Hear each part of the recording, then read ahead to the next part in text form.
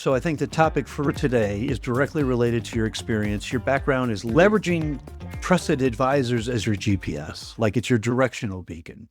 And one of the things that you said there as you're going through your background was that your work with a number of different contact centers over time and learning how they got to be as good as they are.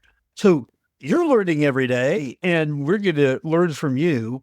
That's one of the things I know, like doing this podcast, I learn every single time I have a conversation. So as much gray hairs as we have in experience, we're always learning. And that's what we want to do today. So I'm just going to ask you to start us out here. Tell us what you think is behind the role of trusted advisors as the GPS for the contact center, getting the people, and optimizing the talent. Why is that important in your perspective?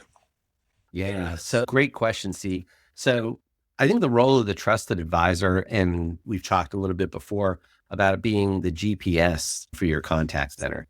So oftentimes leaders within contact centers, whether they're frontline, mid-level, senior executive, know a lot about what's going on in their four walls.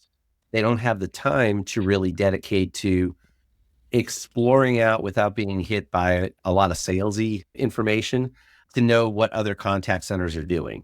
And so the role of the trusted advisor, from my perspective, is to help navigate what is the right levers to pull within your organization as opposed to what everybody else is doing. Because as I tell folks from a technology standpoint, there's a lot of great technologies, but not every technology is going to be great for you. So understanding your environment, what's going to be the best fit, not just from a budget perspective, but also from a performance, from a culture, what's going to have the biggest lift to helping you become even more high performance. My takeaway from all this is that you're understanding best practices. All these contact centers have put all kinds of technologies, all kinds of workflows and processes and trainings and all kinds of things into the development of their contact center. Each client is a test bed for what's working and what's not, what they've tried and what they've failed on. Not any one of us can do that on our own. Is that a good takeaway from what you were saying? That's a great takeaway. And the thing that as a trusted advisor, I always love to hear is we've always done it this way. We tried and it didn't work out that way. Sometimes getting the right set of eyes in on a problem can help you overcome some of the obstacles that may have occurred before or have been obstacles to allowing an organization to change what they've done historically and become even better. Great analogy is with COVID. How many companies out there were saying, we will never be work from home.